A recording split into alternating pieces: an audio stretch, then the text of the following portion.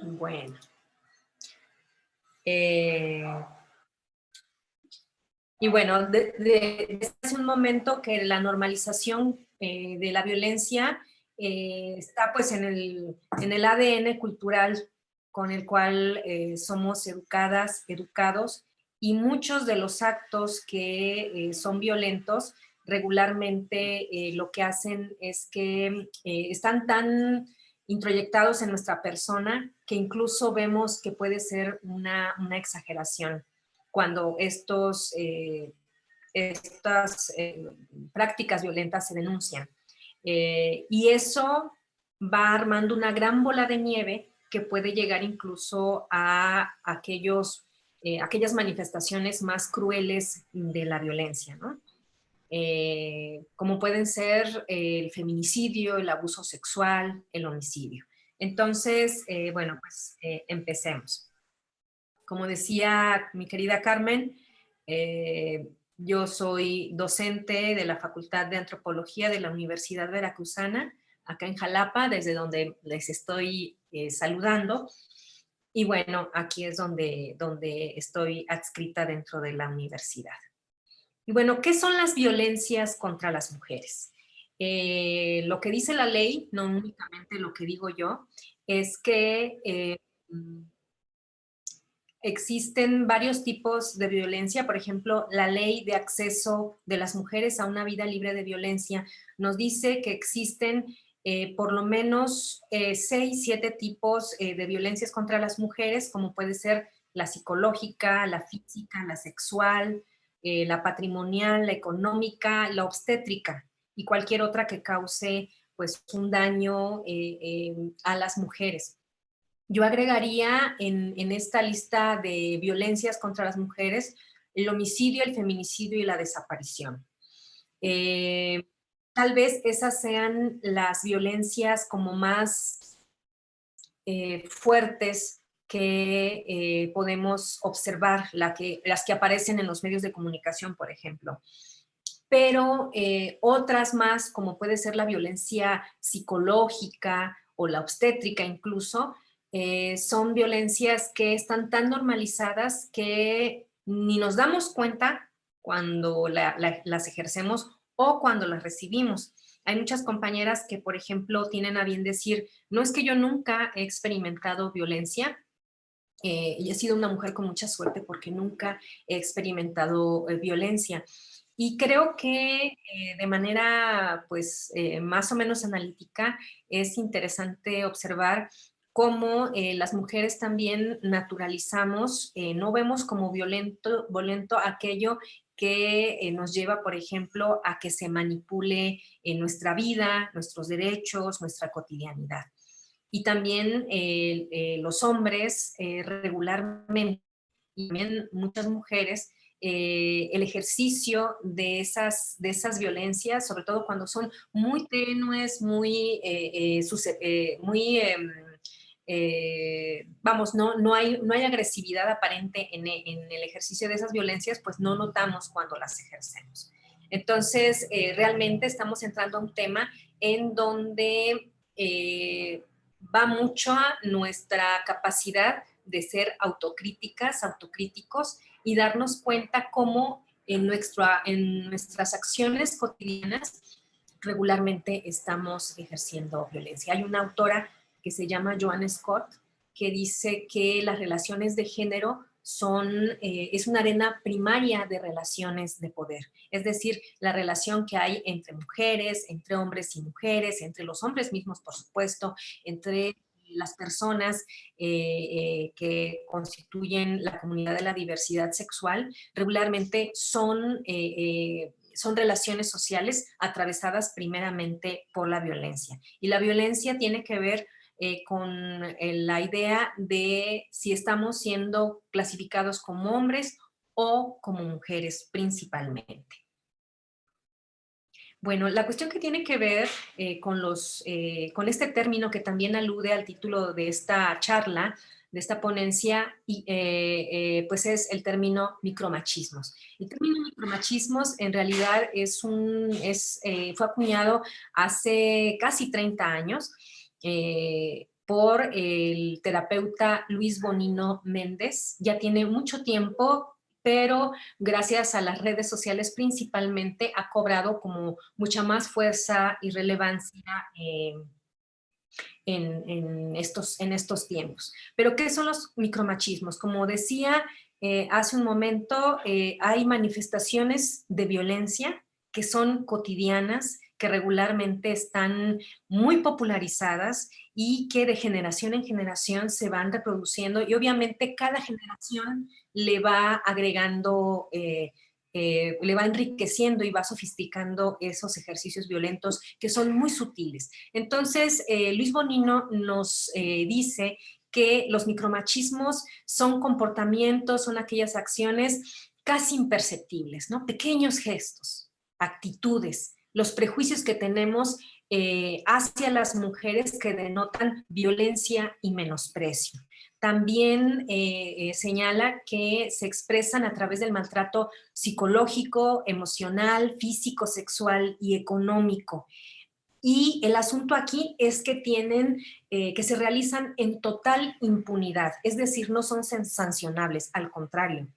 Quien se queja o denuncia por un micromachismo regularmente pues es una persona que es tachada de exagerada, de mentirosa incluso, o de que está un poco loca, ¿no? Porque está viendo como algo que no hay, como una exageración.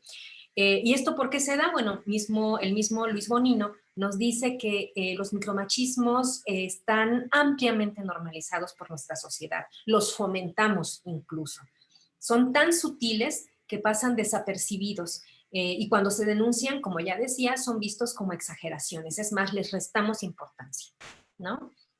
Esa persona que está denunciando o que se está quejando por un micromachismo quiere llamar la atención porque es un poco loquita, ¿no?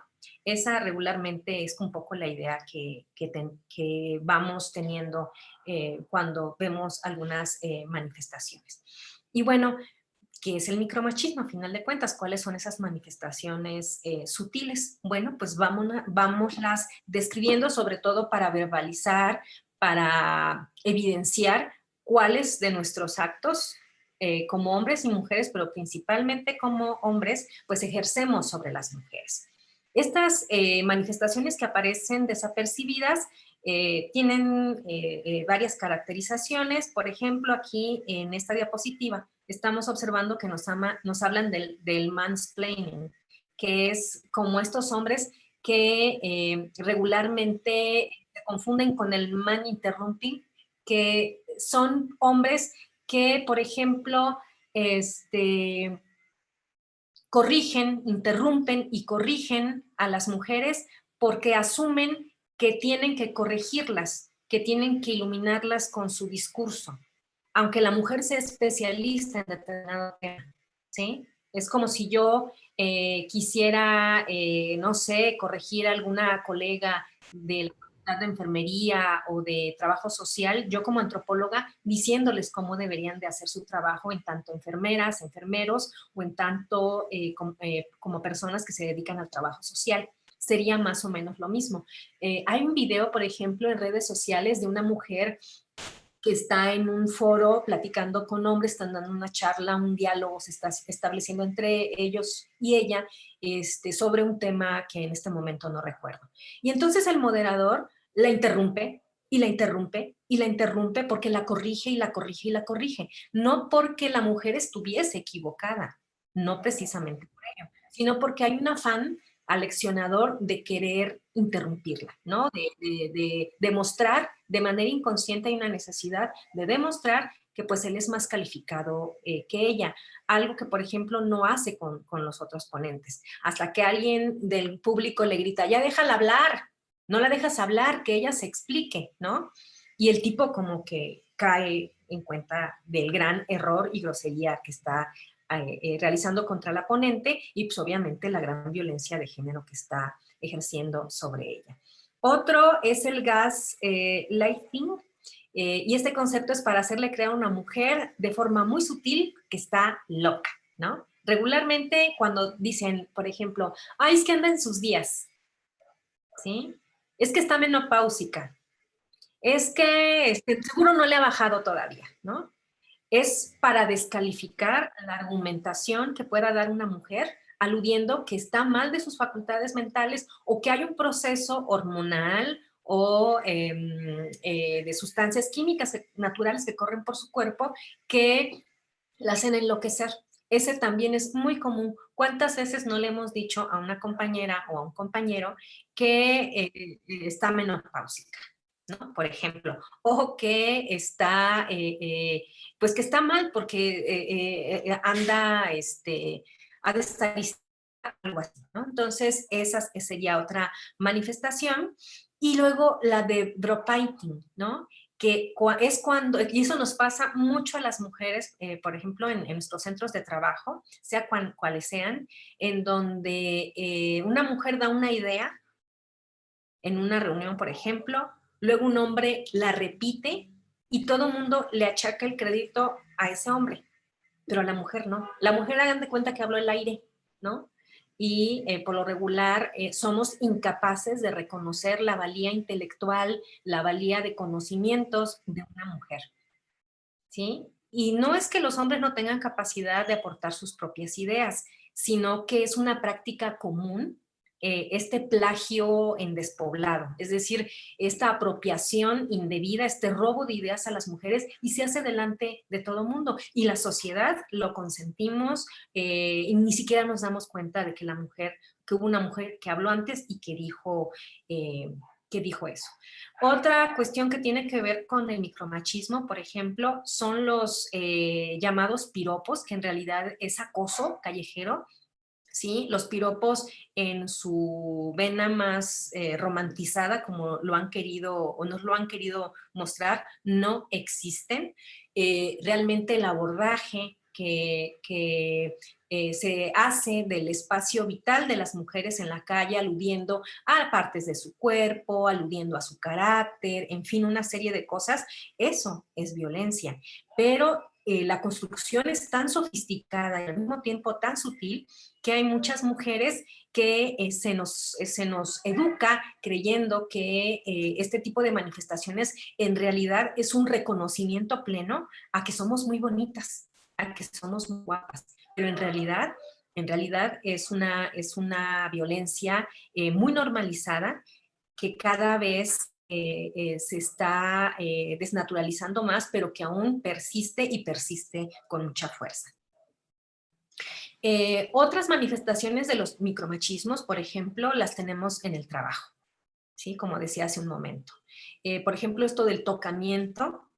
Hay, en muchas ocasiones hay compañeros que tienen, se sienten con la naturalidad de tocar cualquier zona del cuerpo de las mujeres, ¿no? Y no es que seamos unas santurronas, unas espantadas, sino que yo aquí me hago la pregunta, ¿por qué los señores, los compañeros de trabajo, no hacen lo mismo con sus compañeros varones, con sus compañeros de trabajo, de agarrarles la cintura, decirle, ay, qué bonito se te ve ese pantalón, hoy te ves muy guapo, por ejemplo, ¿no?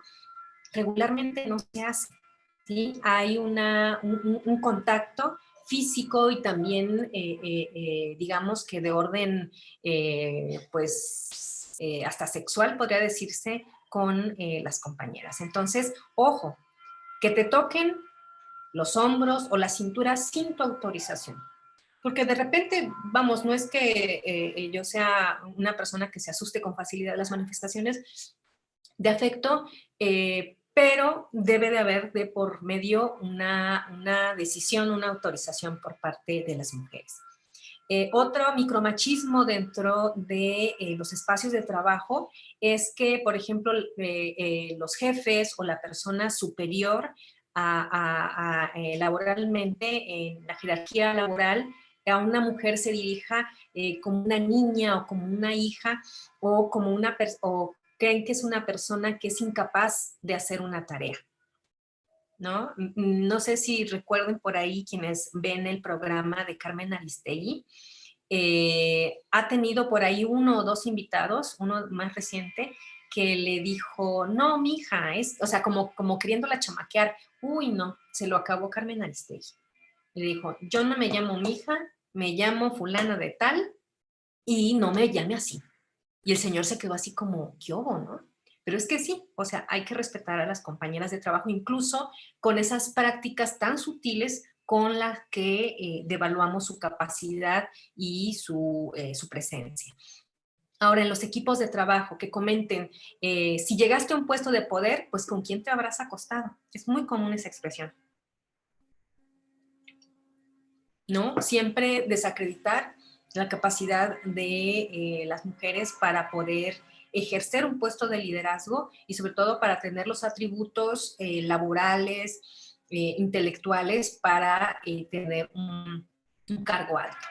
Luego, por ejemplo, también en las empresas es muy, muy frecuente que cuando hacen una entrevista de trabajo se pregunta, por ejemplo, si la mujer que pide el empleo está embarazada, ¿no? O, por ejemplo, se asume que una mujer puede ser más sensible que un hombre, lo que por lo regular, pues no siempre es así. Bueno, otros actos sutiles y que están ampliamente normalizados, ¿no? Este que vemos aquí y que quienes utilizamos el transporte público lo padecemos de manera cotidiana, ¿no? Como pueden ver ahí, hay un hombre sentado, a su izquierda y a su derecha hay mujeres y él abre ampliamente las piernas porque, bueno, así se sientan los señores. Pero esa es una práctica. Creo que los hombres no necesitan tanto espacio en su apertura de piernas como para invadir el espacio de las compañeras que van al lado y dejarlas que ellas se sienten cómodamente. Pero es realmente algo que se hace incluso de manera casi instintiva, ¿no? Muchos hombres se sientan así y pues lo ven como algo natural, normal, no se pueden sentar, no podrían aparentemente sentarse como si están obligando a sentarse a las mujeres que en esta fotografía pues están al lado, ¿no? Con las piernas muy, muy juntitas. Otro micromachismo, si quieren vamos subiendo un poquito el tono, es esto de que como hombres no nos hacemos cargo del trabajo doméstico, ¿no? Ayudamos en todo caso como hombres, ¿no? ¿En qué te ayudo? Como si no vivieran en el mismo grupo doméstico o como si ellos no hubieran hecho uso de los diferentes aditamentos que hay en el espacio doméstico, como los trastes, como la ropa que se deja tirada, etcétera, etcétera. Y a final de cuentas parece que en nuestros genes las mujeres llevamos el conocimiento de hacer trabajo doméstico, siendo que los señores, pues, y los jóvenes también pueden hacer lo propio. Ese es un micromachismo. Y otro más es que regularmente los hombres, no todos, pero sí muchos, son muy, ¿cómo decirlo? Muy violentos con sus compañeras y con sus subordinadas. Por esto que comentábamos hace un ratito, ¿no? El hecho de no reconocer que las mujeres puedan realmente ser elementos importantes y capaces en un equipo de trabajo. Las mujeres seguimos pagando derecho de piso por salir al ámbito público a ganar nuestro sustento, o las universitarias con las cuestiones del acoso, la desacreditación de nuestro intelecto también. Seguimos pagando derecho de piso por entrar a un ámbito como es la universidad, que originalmente no fue creado para que nosotras estuviéramos ahí. Pero eso no quiere decir que no podemos cambiar las cosas. Y por supuesto que tenemos toda la capacidad para estar ahí, pero ese es uno precisamente de los micromachismos más sutiles que podemos encontrar, ¿no? El pensar que una alumna no es capaz, que no tiene la capacidad intelectual, ni puede desarrollarse. Es que como es mamá, ¿no? Como es mamá, ya tiene hijos, entonces pues está aquí mientras la sacan de trabajar, o las chavas van a estudiar mientras se casan, ¿no? Ese tipo de cuestiones. Bueno, me gustaría compartirles un video que es muy, muy sencillo, muy, muy rápido, muy cortito.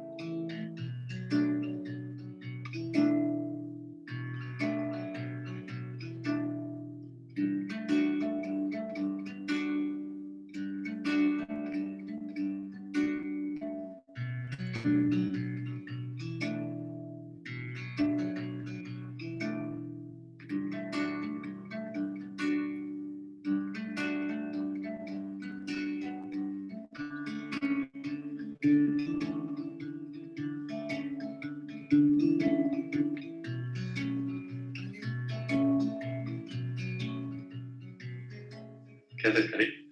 ¿Tú qué crees? No, tranquila, que ahora te ayudo yo.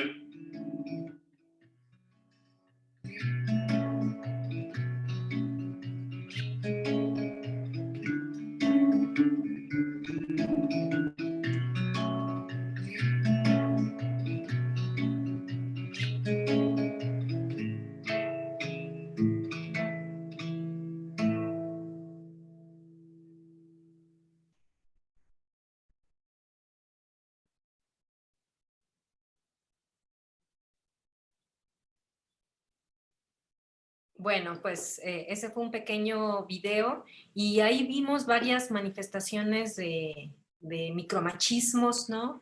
Que van desde que el último que establece el diálogo con la chica, ¿no? Eh, que pues realmente le da el avión de que le va a echar la mano con el trabajo doméstico. Hay otra escena en donde una chica está, pues entiende que en algún café, en algún bar, y la aborda un chavo que se cree con la licencia así, planearla así nomás, ¿no? Luego, este otro que es muy común, ¿no? Que el compañero de trabajo te mire o de la escuela te mire los senos. Eso es tiro por viaje, o sea, y es muy incómoda para las mujeres porque regularmente pues claro que nos damos cuenta, ¿no? Y pues a la mayoría no nos gusta, ¿no? No nos gusta que se nos queden viendo con una morbosidad tal que es muy asqueante, por decirlo menos. No sé si vieron esa escena en donde estaba el tipo que estaban en la reunión, la chava traía una blusa más o menos transparente y el tipo ni la veía, o sea, parece que tenía un diálogo con los senos de la chava, ¿no? Y eso es terrible, es muy eh, asqueante, como ya lo dije, ¿no?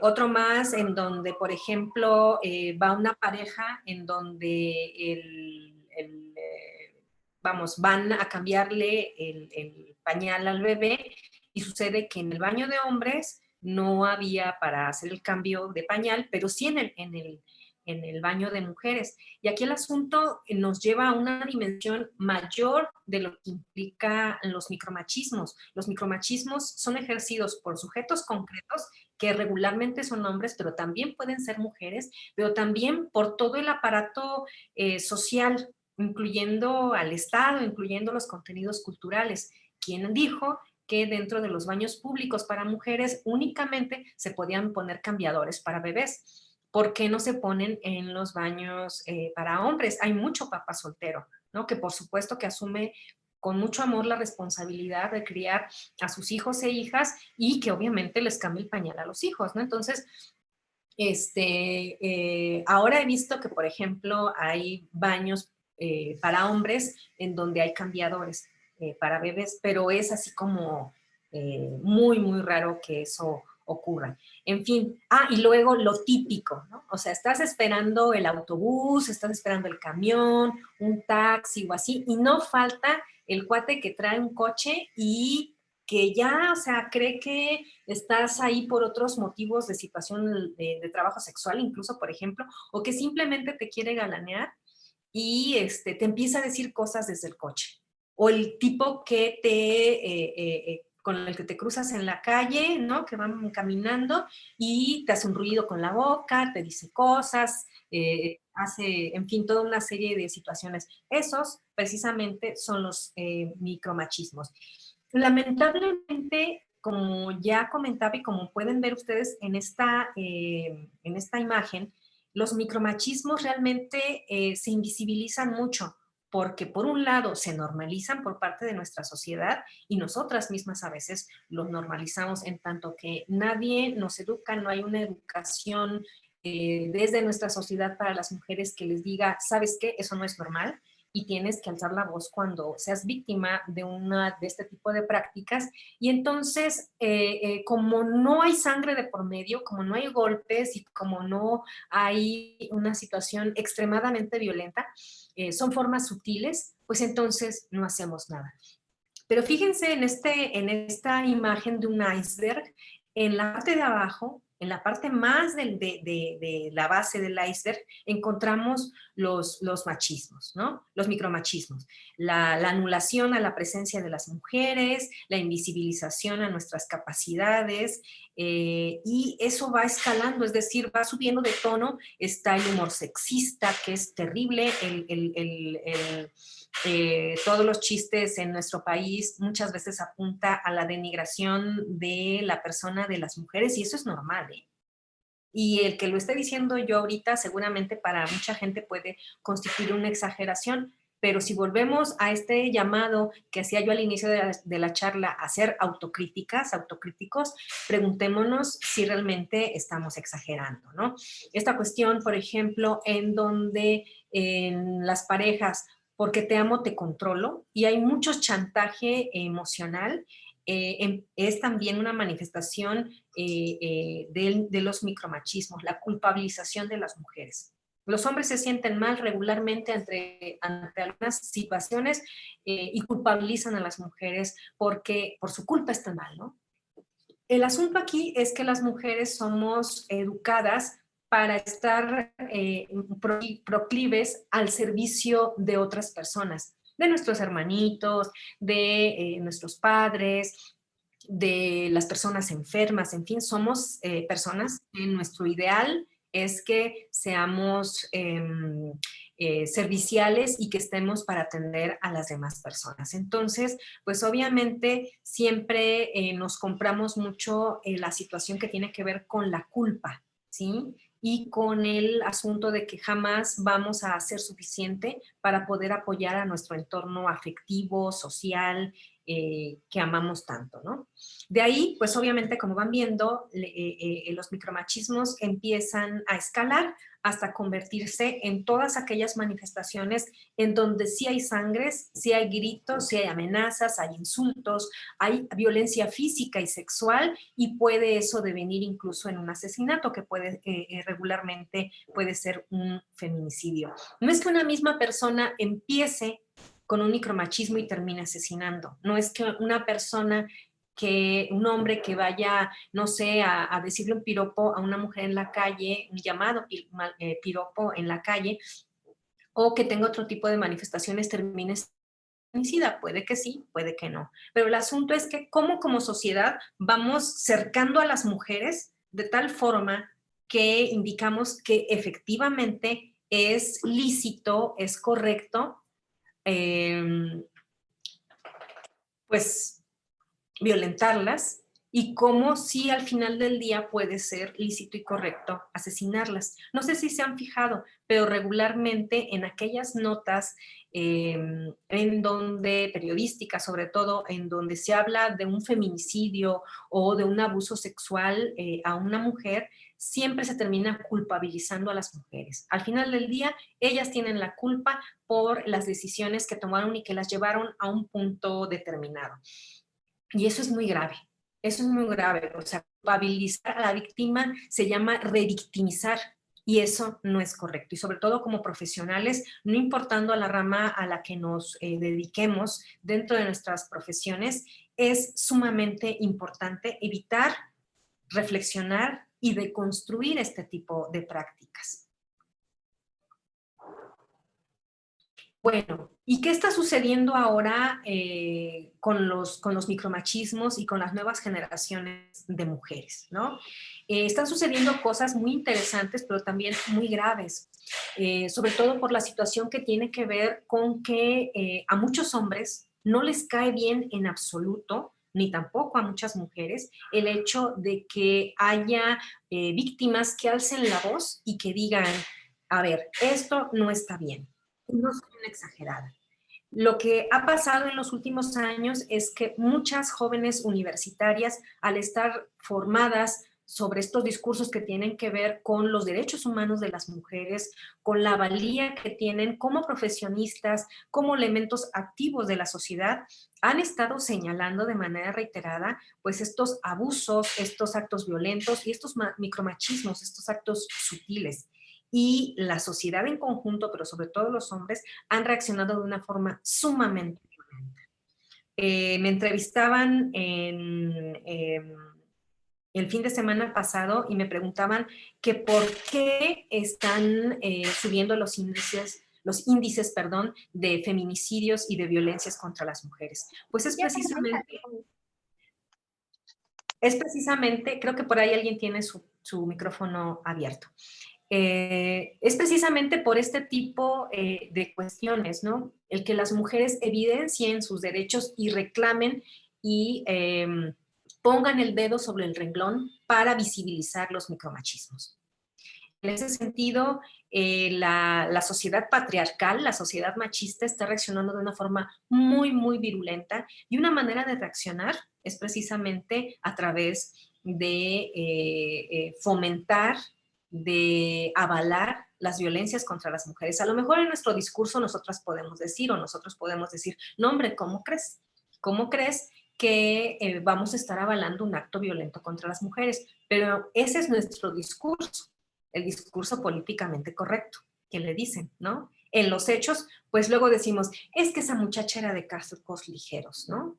O esa muchacha era muy exhibicionista, es que esa chava está bien loca, bien loca. Entonces, no creo que lo que diga es cierto, ¿no? Y así se van juntando los elementos para que al final, por ejemplo, desde el más alto cargo gubernamental del Estado, se pueda decir que las mujeres tienen o tenemos la culpa de las violencias de las que somos objeto. Algo que, por ejemplo, se nos viene en los próximos días, pasado mañana concretamente, el día 25 de noviembre, es la conmemoración del Día Internacional por la Eliminación de la Violencia contra las Mujeres. En Veracruz, por ejemplo, en el estado de Veracruz, pues van a haber diferentes movilizaciones, actos performativos, conferencias y demás, pues precisamente para visibilizar los micromachismos, pero sobre todo para visibilizar que las mujeres no merecemos una vida de violencia, ¿no? Por ejemplo, esta imagen que ustedes ven es la imagen que van a utilizar varias colectivas y redes de mujeres en sus marchas y en sus manifestaciones para pues marchar y manifestarse contra la violencia hacia las mujeres. Y el eslogan es muy, muy interesante porque precisamente visibiliza uno de los micromachismos más populares que se han dado por lo menos desde hace un par de años, ¿no? Dice aquí, primero las mujeres, luego las paredes. Pareciera que es mucho más importante que no se grafiten las paredes, que no se destruya propiedad pública y privada, y ese pasa a ser el tema importante para toda la sociedad, ¿no? Si las mujeres quieren realmente resolver algo, que no se metan con la propiedad pública, ¿sí? Pero si queremos resolver el feminicidio, ¿cómo vamos a hacerlo? Entonces, cambiemos el discurso. En primer término, estamos las ciudadanas, las que pagamos impuestos, por cierto, para que la propiedad pública esté en buen aspecto. Digo, quién sabe qué harán con ese dinero, pero pagamos todas impuestos, ¿no? Entonces, me parece que este eslogan que han escogido las compañeras para esta fecha nos lleva a la reflexión. ¿Realmente estamos las mujeres primero en esta sociedad? Yo digo que no. Donde causa mucha indignación el hecho de que se intervengan de la manera en que lo han estado haciendo las compañeras, pues el espacio público, quiere decir que hay más interés en preservar el espacio público como está, que también es un espacio público peligroso para las mujeres, que en garantizar los derechos de las ciudadanas. Y eso es muy, muy grave. Bueno, para finalizar, a mí me gustaría comentarles, como ya mi querida Carmen Chiu comentó, tengo la responsabilidad de coordinar el Observatorio Universitario de Violencias contra las Mujeres. Esta es una iniciativa que nace desde el año 2014, cuando estuvimos trabajando un proyecto que todavía es vigente, en donde comenzamos a hacer un diagnóstico preliminar sobre lo que los medios de comunicación veracruzanos decían sobre cuatro situaciones violentas para las mujeres: homicidio, feminicidio, desaparición y violencias en general, agresiones hacia las mujeres.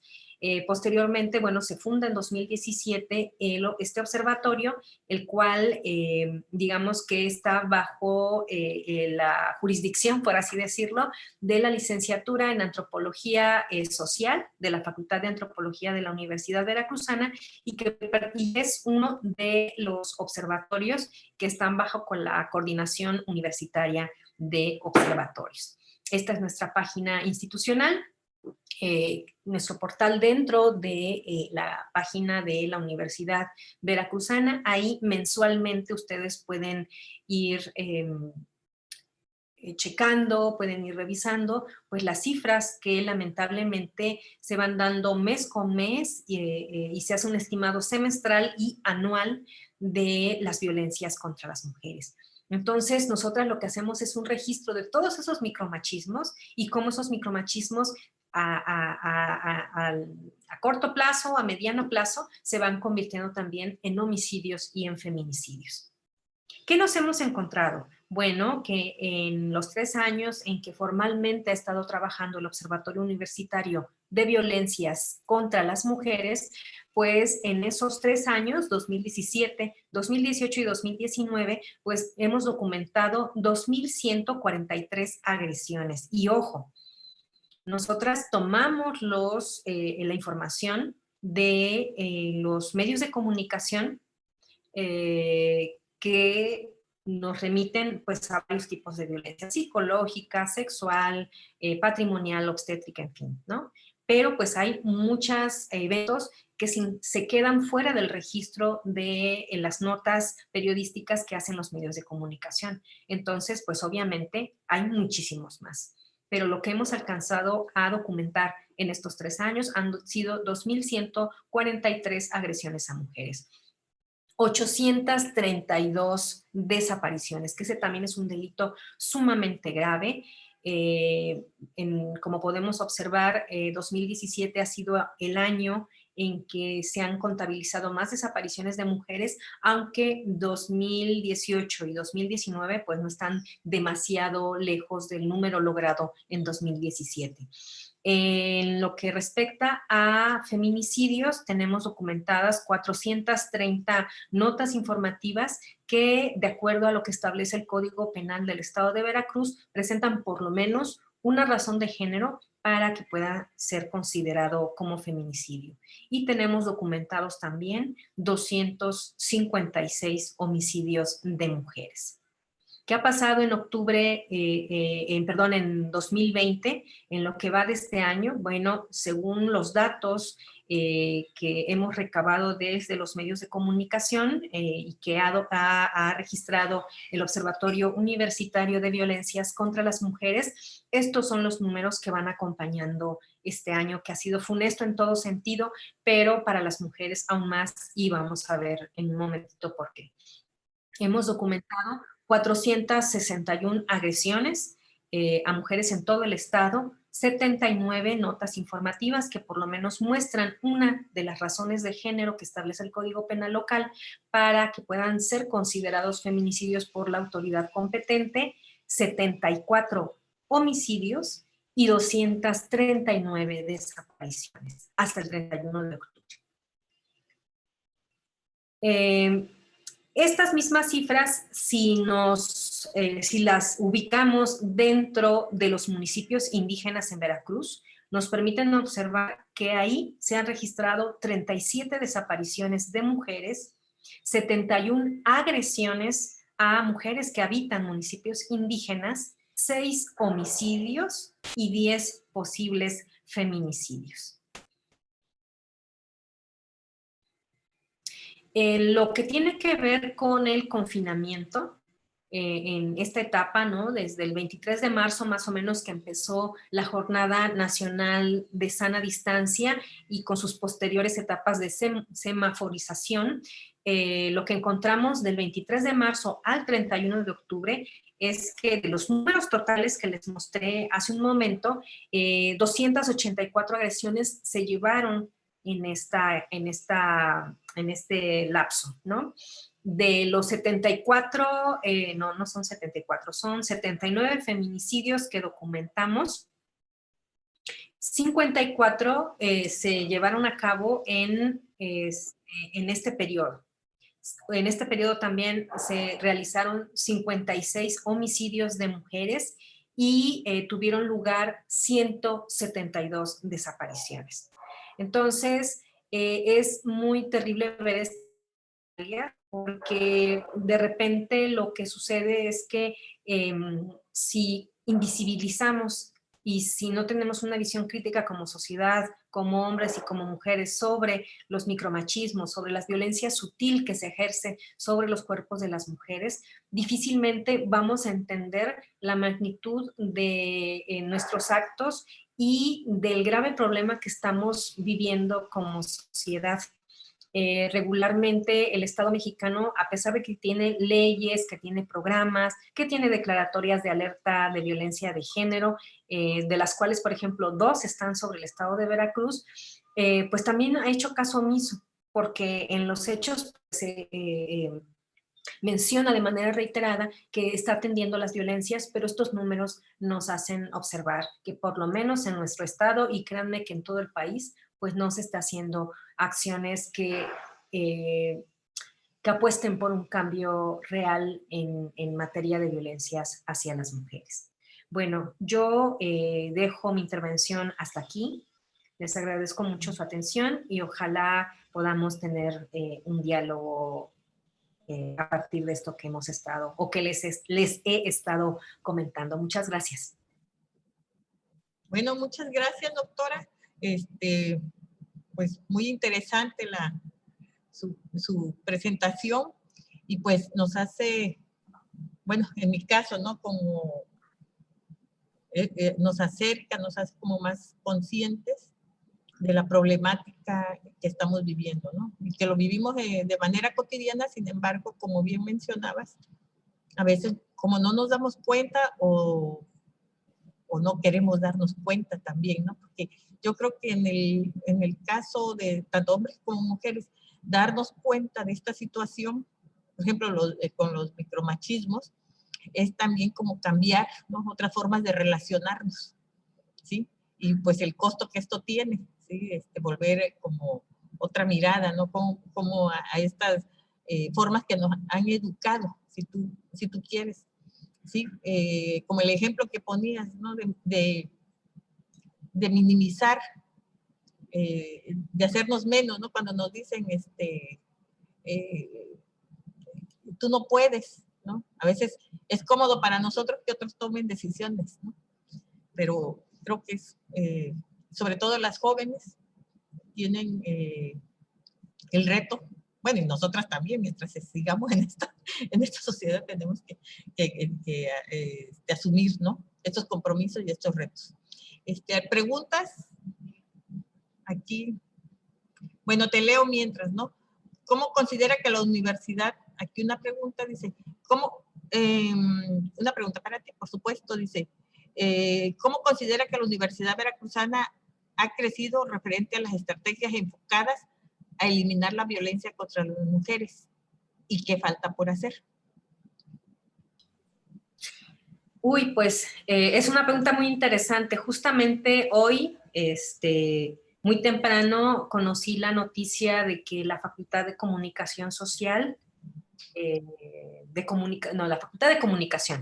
Facultad de Comunicación que está en la FACICO, que está en el puerto de Veracruz, tenía como un paro en protesta porque desde anoche está el paro, en protesta porque la junta académica de esa facultad, al tratar un tema en donde había una persona, un alumno agresor, violentador de una alumna o de varias, no recuerdo con exactitud cómo estuvo la situación, pues la Junta Académica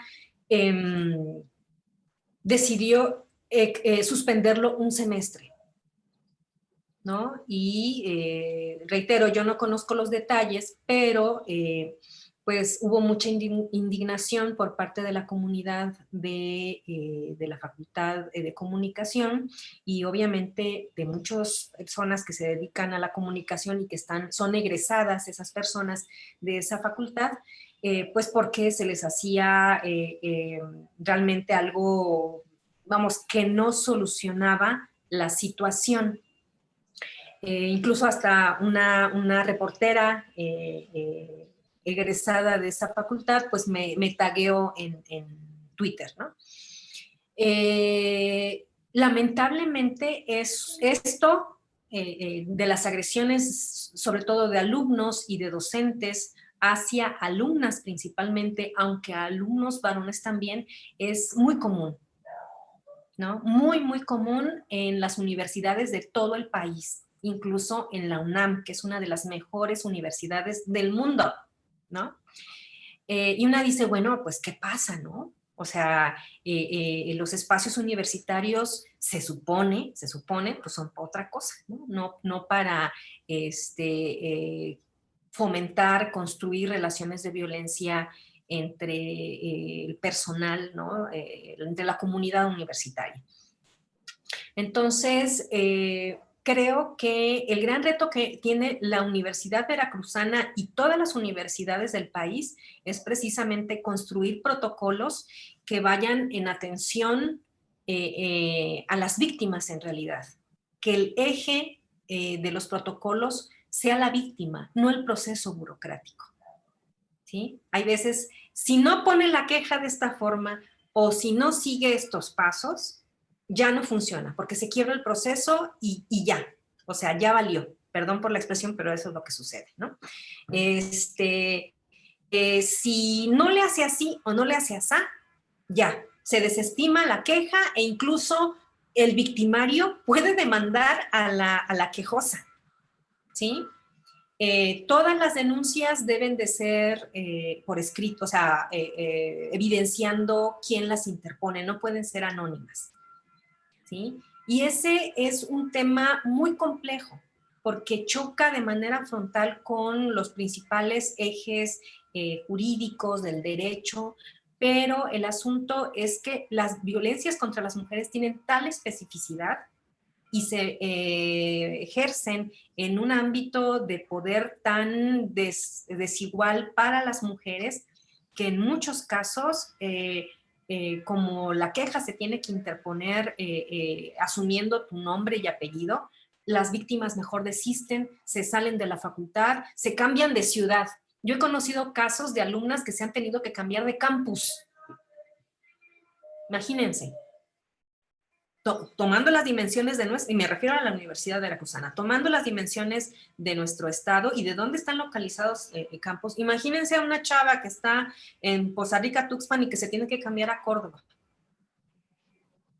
¿no? O sea, a final de cuentas, la víctima es revictimizada en el proceso de apoyarla. Es muy complejo y es una situación, reitero, que no es privativa de la Universidad Veracruzana.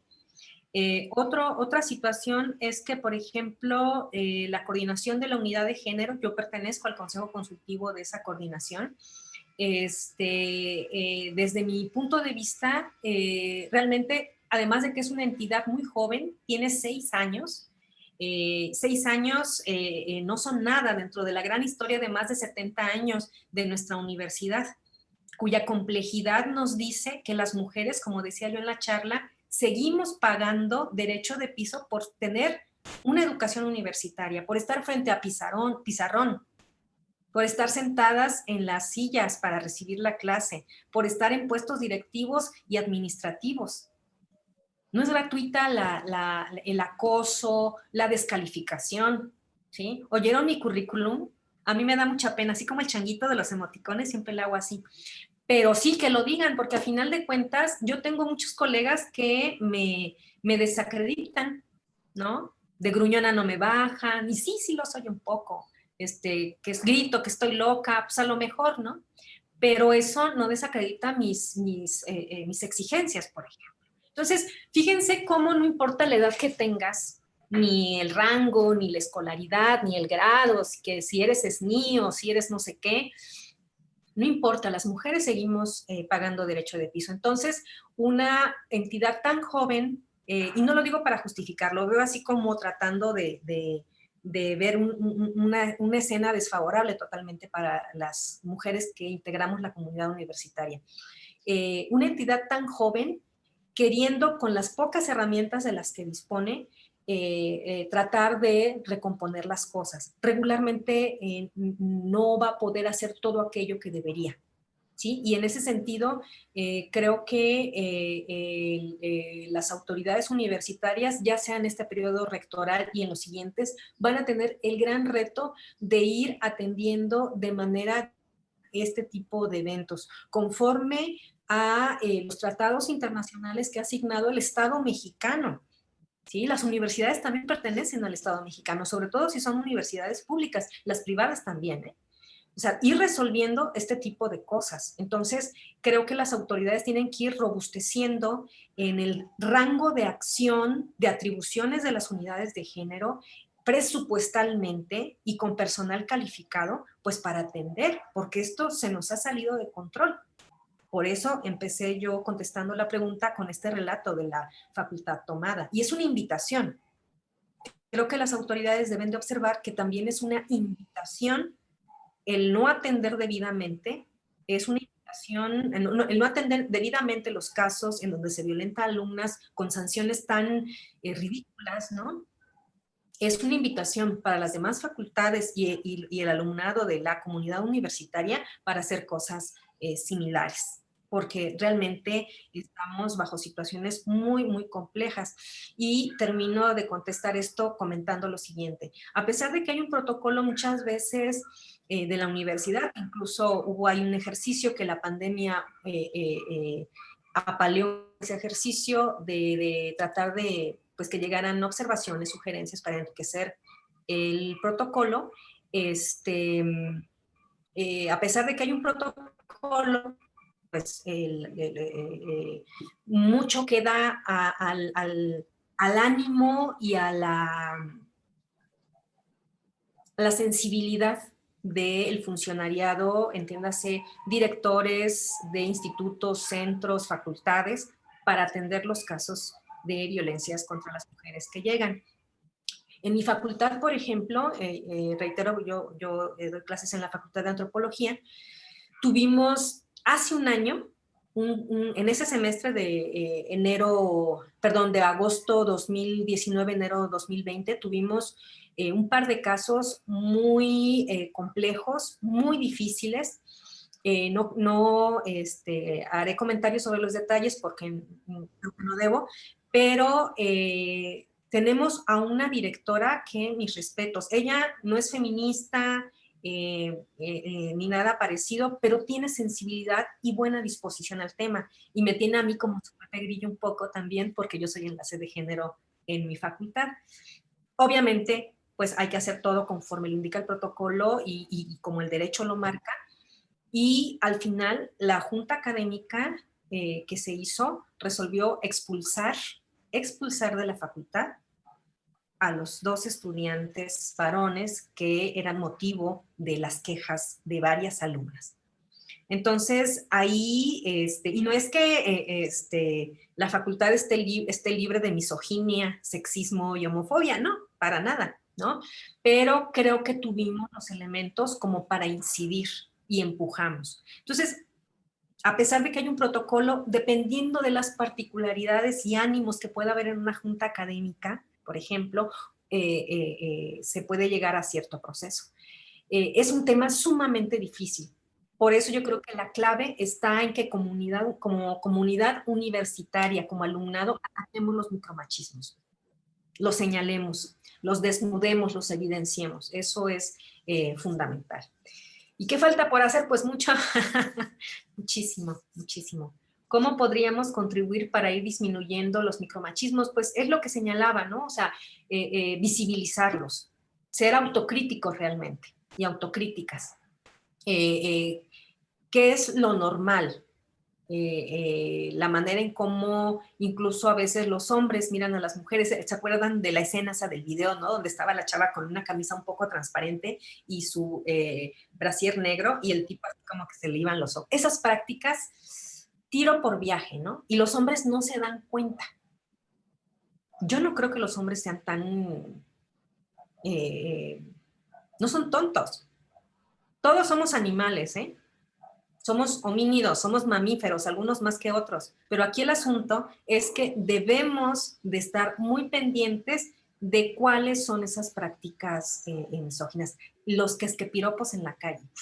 No. El descalificar la opinión de las compañeras mujeres. ¿Cómo para qué? ¿No? Ese tipo de cuestiones. Y creo que ya no hay más preguntas. No, sí, aquí hay otra, Dice, de Patti González, doctora, felicidades, y me gustaría saber cuáles han sido las barreras más fuertes a lidiar en estos órganos reguladores dentro de la UB. Bueno, creo que ya también lo mencionabas algo, ¿no? Pues yo creo que son, aquí, creo que estamos frente a un reto histórico y lamentablemente a todos y todas nos está tocando ser carne de cañón. Es decir, estamos experimentando cómo hacer para acabar con esto. Y en ese proceso están pagando los platos rotos muchas víctimas, estamos revictimizando, ¿no? Pero me parece que una de las situaciones más terribles es que desde el discurso jurídico se quiera normalizar la violencia. ¿Sí? Me acuerdo que, bueno, les comentaba yo del protocolo que podemos encontrar en la página principal de nuestra universidad. Ese protocolo es perfectible, totalmente. Y por favor, hagan sus observaciones. Les invito a que lo revisen y que lo hagan cachitos, pero con críticas, con aportes. ¿Por qué digo esto? Porque, como comentaba, la pandemia le puso mucho freno a un ejercicio que se empezó a hacer en algunos espacios universitarios para poder enriquecer una propuesta inicial. Y sí, muchas cosas se incluyeron, otras no. Cuando tuvimos una reunión en el Consejo Consultivo de la Unidad de Género para revisar ya un borrador preliminar ya para publicar el protocolo, pues no nos gustaron varias cosas, ¿no? A mí en lo personal no me gustó esto que comentaba y que es privativo de todos los protocolos en el país, ¿eh? Ni la UNAM se escapa. El eje, la columna vertebral en los protocolos es la burocracia, son los procesos, no son las víctimas, y eso no debe de ser así, ¿sí? Se le da mucho peso a cosas que puede hacer, que difícilmente podemos hacer la gente que no estamos sufriendo violencia, pero muchas veces las alumnas que han sido víctimas de violencia sexual, de violencia psicológica, de una serie de cosas y que a mí me ha tocado ver y atender dentro del alumnado que atiendo, pues no les da como para atender todo lo que dice un protocolo. Y algo que yo solicité es que se emitiera un acuerdo en donde cada determinado periodo se hiciera una revisión y actualización del protocolo. Y que uno de los ejercicios que permitiera actualizar ese protocolo fuera hacer talleres de devolución de información con víctimas que hubiesen sido atendidos sus casos bajo este protocolo para ver cuáles son sus problemas. Porque si nos compramos el boleto de que es un texto, es un protocolo así como ya, que está muy bien, nunca va a estar muy bien, ¿no? Porque la realidad social también va avanzando y se van presentando nuevas cosas. Pues obviamente muchos agresores que hay de mujeres dentro de la comunidad universitaria, pues de mensos van a hacer las agresiones en las instalaciones de la universidad. Lo van a hacer allá, donde estén muy, muy lejos de las instalaciones universitarias, ¿no? Esa cuestión que no se atiende y que se da entre miembros, entre integrantes de la comunidad universitaria, pues también debe de atenderse con toda la rigurosidad, en tanto que son dos personas que integran nuestra comunidad. Y así hay varios detalles. La manda a felicitar la maestra Brenda, la doctora Marina, que muy bien, que deberíamos de hacerlo más seguido. Cuando gusten y me invites, claro que sí, Carmen, ya sabes. Decías lo del protocolo, ¿no? Porque bueno, es lo que está también nos enfrentamos, porque pues nos tocó, que yo creo que al interior de la UB es el reflejo también del exterior, ¿sí? Entonces como que todo está muy, muy cómodo para proteger al agresor, ¿sí? Entonces empiezan el discurso y como tú decías, el micromachismo no es nada más del hombre hacia la mujer, es también de nosotras mismas hacia las otras mujeres, ¿no? Y porque el agresor tiene aliadas y aliados al interior de la universidad, así como el que está afuera, pues lo tienen las instituciones que lo protegen, ¿no?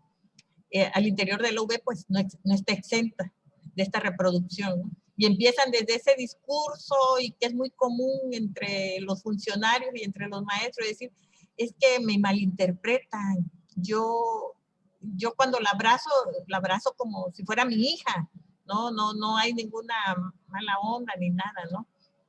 Si la cito a tal hora, pues es porque, pues para que no la moleste y le esté yo explicando bien. O sea, el agresor es un depredador, entonces él tiene todo armado así muy bien, ¿no?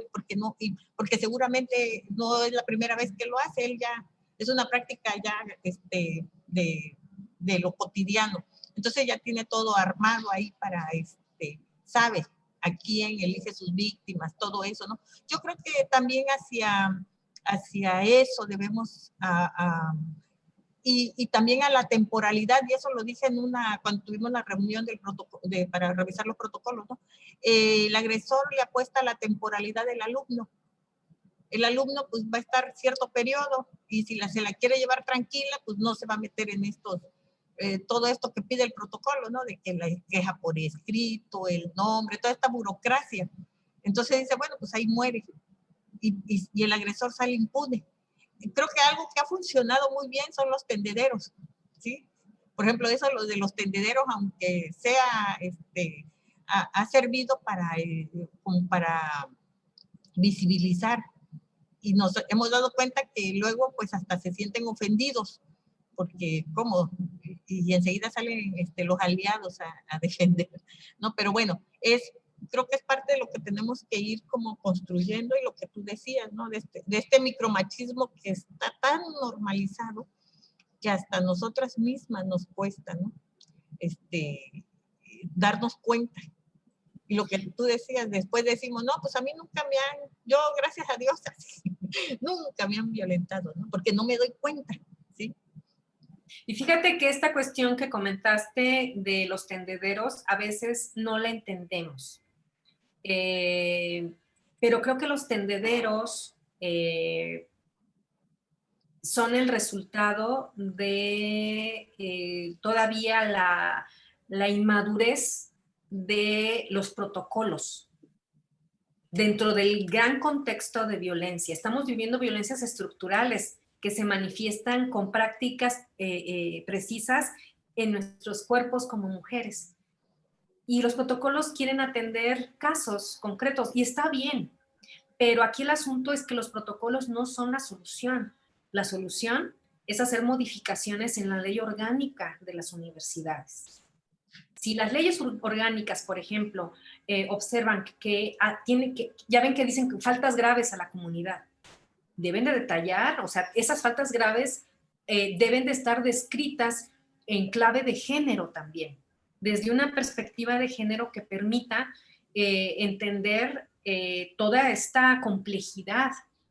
Y en ese sentido, en esta estructura, las leyes orgánicas están muy, muy desfasadas de lo que acontece en materia de derechos humanos en general y de derechos de las mujeres en particular.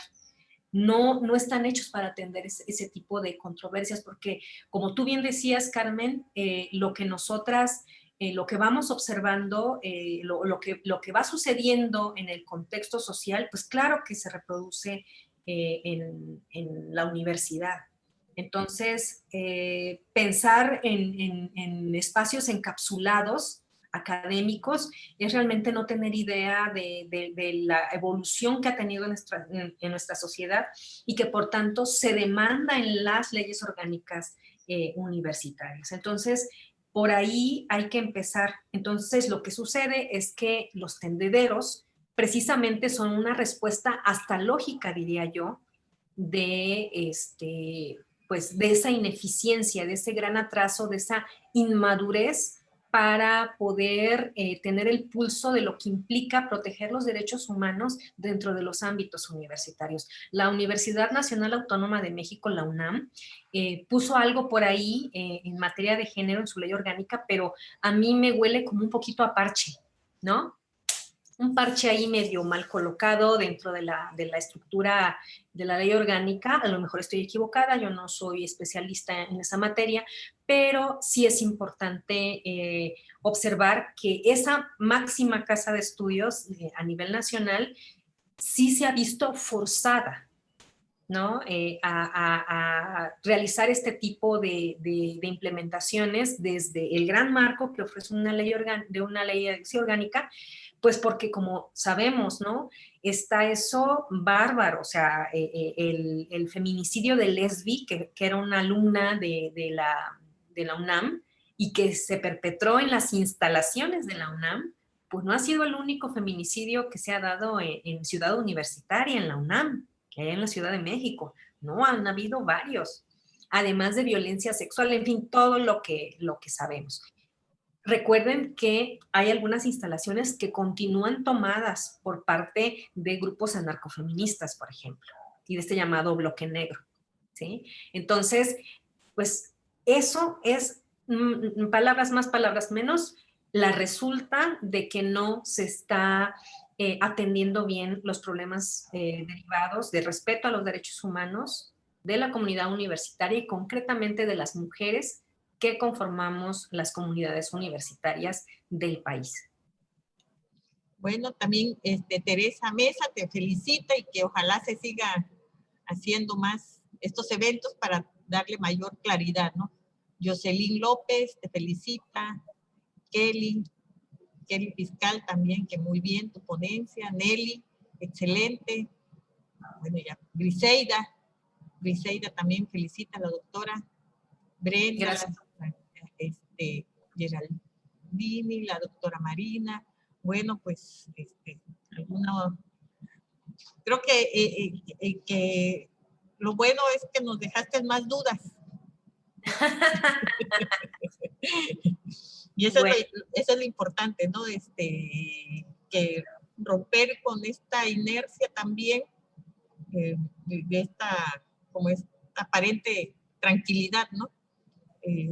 Y que fuera cuando hablas tú, por ejemplo, de los feminicidios, que son también como lo más grave, ¿no? Pero pues también está la desaparición de las jóvenes, de las mujeres, ¿no? De las niñas, que también es un problema que se ha tratado como de invisibilizar, ¿no? Asumiendo o dándole esa responsabilidad a las víctimas, ¿no? De que pues culpándolas, ¿no? De que andaban de noche, andaban con malas compañías, andaban con en malos pasos, ¿no?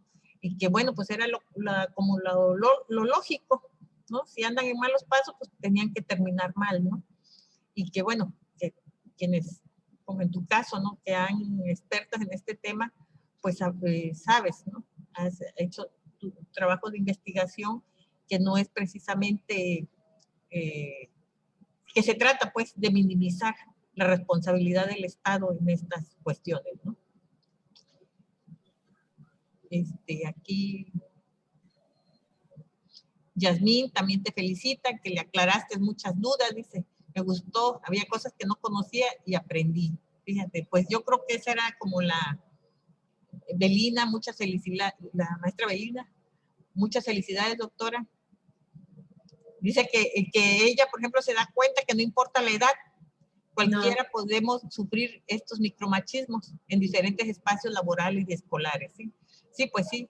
A veces es otra forma de violencia, ¿no? Cuando dicen que ya uno por la edad, pues ya como que está ya más del bien y del mal, pero que efectivamente también somos víctimas, ¿no? Cuando no lo visibilizamos, pues también, ¿no? Sí, entonces las maestras pues no estamos exentas, ¿no? Y bueno, pues de eso se trata. Nadia Karina dice, ¿cómo podríamos hacer conciencia tanto en hombres y mujeres que dicen no existe el machismo y hacerlo ver como el problema social y cultural que realmente es, ¿no? Esto, ¿no? Lo que decíamos ya. Esa también es una excelente pregunta porque esa es la pregunta que siempre nos hacemos desde los grupos académicas, desde los grupos de activistas. Nos decimos, bueno, ¿qué más hacemos? ¿Qué más hacemos para visibilizar esto? Y es una excelente pregunta porque creo que ha pasado lo siguiente. Ha pasado que nos sentamos muy decentemente a negociar con las autoridades, a informarles de la situación, hacemos campañas, hacemos talleres, damos pláticas, ¿no? Yo esta semana voy a dar varias pláticas. Hoy en la tarde doy otra plática, mañana doy otra, el miércoles doy otra, el jueves y el viernes, o sea, toda la semana. Y créanme que yo con mucha ilusión voy preparando como los materiales, veo qué voy a decir, en fin, ¿no? Voy preparando. Y lo que me doy cuenta es que si bien me va, soy junto con muchas compañeras, porque yo sola no hago todo, no hay muchas compañeras que son especialistas en muchas cosas o que están en otros ámbitos, en otras regiones y tienen un trabajo muy interesante y muy valioso, pero a veces me siento como esas gotitas que van cayendo sobre la piedra y que caen un siglo y medio hacen un hoyito, ¿no? O sea, realmente nos está tocando picar piedra, literalmente, ¿no? Eso por un lado. Por otro lado, observamos que, por ejemplo, tenemos la iniciativa de trabajar con autoridades y hay algunas autoridades que sí se dejan, pero hay otras que no. ¿No? Ahorita, por ejemplo, estuvimos dando unas charlas desde el observatorio a personal de la Secretaría de Seguridad Pública para decirles, no nos vayan a pegar, por lo menos no muy fuerte, ¿no? Ahora el 25, digo, yo voy a ir a marchar, entonces, con el coronavirus y todo, pero voy a ir a marchar. Y con el funcionariado puede ser muy difícil, perdón, muy sensible, pero es muy difícil a veces que la gente que ejecuta las políticas, o en este caso las fuerzas de seguridad pública, hagan otra cosa que no les digan las personas que son sus jefes, ¿no? Con las autoridades es sumamente difícil. Pero es un trabajo que seguimos haciendo y que no debemos de dejar de hacer, de visibilizar, evidenciar, como académicas, como investigadoras, seguir visibilizando a través de los canales así institucionales y de los no institucionales, pues toda la información que vamos generando. Y otras compañeras tienen otras formas de mostrar, de hacer y de señalar frente a la sociedad para llamar la atención y para que se fijen. Y lamentablemente son más efectivas en llamar la atención. Esta cuestión de grafitear los monumentos públicos, de destruir propiedad pública y propiedad privada, es algo que ha llamado mucho la atención. Yo nunca lo he hecho ni lo haré porque ya no me da la fuerza, ¿no?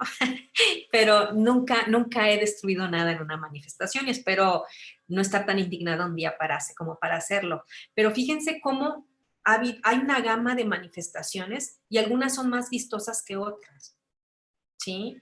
Y tienen diferentes alcances y no necesariamente todas vamos a estar de acuerdo con lo que hacen todas las compañeras, pero todas tenemos que hacer algo y todos también, ¿sí? De tal forma que podamos ir sensibilizando a la sociedad. Es una tarea sumamente difícil, porque esto que hablo yo de que los micromachismos están normalizados, no es una palabra que se oiga así bonita y rimbombante, no, lo vemos como natural. El verle las nalgas a una compañera, o descalificar a otra, o decir que una por tal o cual situación logró tal o cual beneficio. Eso es de lo más normal. Y decimos, no, pues sí, es que la compañera se acostó con el jefe. Por eso está en el puesto donde está, ¿no? O es que sí, esa chava es bien loca, o sea, ¿no ven que se trae ropa muy, muy ajustada para recibir clases? Y ahí es cuando digo, debemos de hacer un ejercicio de autocrítica, ¿no? Porque al final del día, si algo le pasa a esa chava, ¿sí? Pues es que se lo merecía, por loca, ¿no? O si la compañera consiguió el puesto como lo haya conseguido, generalizamos y así decimos que son todas, ¿no? Entonces, creo que es muy importante ir visibilizando, reitero, ir poniendo el dedo sobre las prácticas misóginas y micromachistas, sobre todo con las poblaciones más pequeñas, con los niños que van creciendo, niños y niñas, ¿no? De una u otra forma, nosotros somos una generación ya crecida que siempre estaremos vigilantes, espero, ¿no? De nuestros machismos, porque acá la que les habla tampoco crean que es así una pura e inmaculada feminista, ¿no? El ejercicio del poder, y el ejercicio del poder, ser maestra, si no pregunten aquí a mi querida Carmen, o sea, ser maestra es ejercer poder, por muy buena onda que seas, es ejercer poder, ¿no? Claro, te vas haciendo más consciente de cómo ejercerlo, de qué hacer, etcétera, etcétera. Pero yo siempre le apuesto mucho a las niñas, a los niños, a concientizarlos acerca de que no es normal, ni digno, ni justo discriminar a las mujeres, discriminar a las niñas y los niños que van manifestándose dentro de una diversidad sexual, por ejemplo. Porque entiendo lo sexual y la sexualidad como algo más allá de lo coital, ¿no? Sino que es una amplia gama de cuestiones que ustedes han de saber, y si no, averigüenlo en sus clases, por favor. Creo que con los niños y las niñas se puede hacer un trabajo maravilloso. Y para que no se los coma con su misoginia, con su machismo, con su homofobia, con su transfobia, pues nuestra sociedad, porque así es. Nuestra sociedad patriarcal, así es. Pues muchas gracias, doctora. Dentro de lo malo, lo bueno es de que creo que si no estuviera en la pandemia, no hubiéramos podido contar contigo. Porque ibas a poder ir y venir de aquí a Mina y regresarte a la actividad que tienes en la tarde en Jalapa. Pero mira, Carmen, creo que a pesar, viéndole lo bueno a la pandemia, es que ya vimos que hay estos canales que regularmente muchas personas nos resistíamos en utilizar, y pues sigámoslos utilizando. Ya vimos que son muy efectivos, que nos concentran, que nos ahorran en presupuestos. Sí. Y yo prometo que cada vez que me llames, y si puedo ir, iré cuando todo esto pase, o si no, por estas vías, con mucho gusto. Cada vez que me inviten, ahí estaré. Pues muchas gracias por tu disposición y por compartir todo este conocimiento, información, lo que has hecho en el observatorio. Y bueno, nos quedaron ahí como temas, ¿no? También de la experiencia en el instituto, ahora como consejera, y en el Instituto Veracruzano de las Mujeres también, ¿no? Como este instituto, órgano que se debe de trabajar para eliminar la violencia hacia las mujeres en Veracruz, ¿no? Y en el país. Pues muchas gracias, doctora, por compartir. Vimos que quedaron motivados los alumnos, sobre todo los alumnos que estuvieron presentes en la charla. La grabamos para varias maestras me pidieron que la grabáramos para difundirla, ¿no? Y que ella quede como parte de esta actividad, ¿no? Y bueno, ahí marchas también por mí el miércoles. Claro. Sí, bueno, pues muchas gracias. Si no hay más preguntas, no, pues no va a decir un aplauso para la doctora. Un aplauso y pues muchas gracias por tu participación. Esperemos que seguir contando con tu presencia y tu colaboración, Estela. Gracias también a la participación de los alumnos, de las maestras, muy motivadas. Gracias. Sale, pues hasta pronto. Hasta Muy bien. pronto y gracias, gracias, gracias. Adiós.